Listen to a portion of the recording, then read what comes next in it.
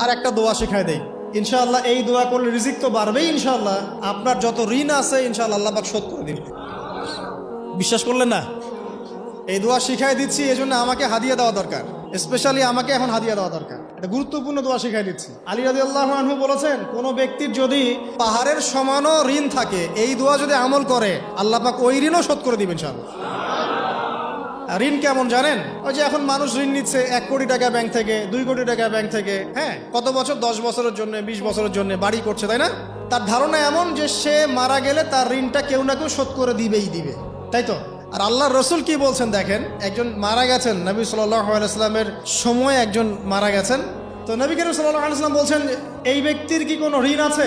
একজন সাহাবী বলেন, হ্যাঁ ইয়া রাসূলুল্লাহ, তো ঋণ আছে। নবীজি বললেন, তোমরা ওর জানাজা পড়ো, আমাকে ডেকো না। তোমরা ওর জানাজা পড়ে নাও, আমি জানাজা পড়তে চাচ্ছি না। আমি এখন কেমন করে আপনাকে বুঝাবো ঋণ কত ভয়ঙ্কর জিনিস? আপনি যে ব্যাংক থেকে 3-4 কোটি টাকার লোন নিয়ে রাখছেন, লাখ লাখ টাকা লোন নিয়ে বসে আছেন, দিব্যি সুখে বসে আছেন, এমন চিন্তায় যে আপনার মৌত হবে না।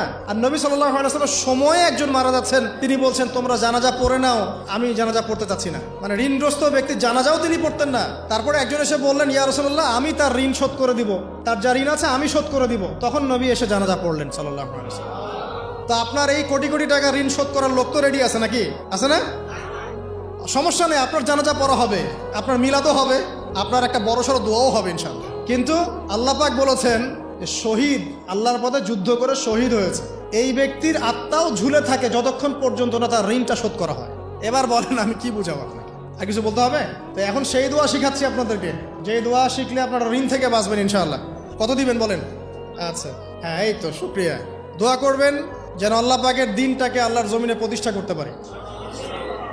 আমার সাথে বলেন, দোয়াটা হচ্ছে আল্লাহুম্মা ইকফিনি বিহালালিকা আন হারামিকা ওয়া আগনিনি বিফদলিকা আম্মান সিওয়াকা।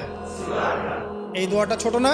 এটা মুখস্থ করবেন, সেজদায় পড়বেন, নামাজের সেজদায় পড়বেন, আত্তাহিয়াতু দরুদ শেষ তারপরে পড়বেন, নামাজ শেষে হাত তুলে করবেন, যখন তখন শেষ রাতটা করবেন, ইনশাআল্লাহ দেখবেন আপনার ঋণ বলতে কিছু থাকবে না ইনশাআল্লাহ। যদি থাকেও, বড় কোনো ঋণ থাকেও, আল্লাহ পাক অন্য কোনো মাধ্যমে এটা শোধ করার ব্যবস্থা করে দিবেন ইনশাআল্লাহ। ইনশাআল্লাহ।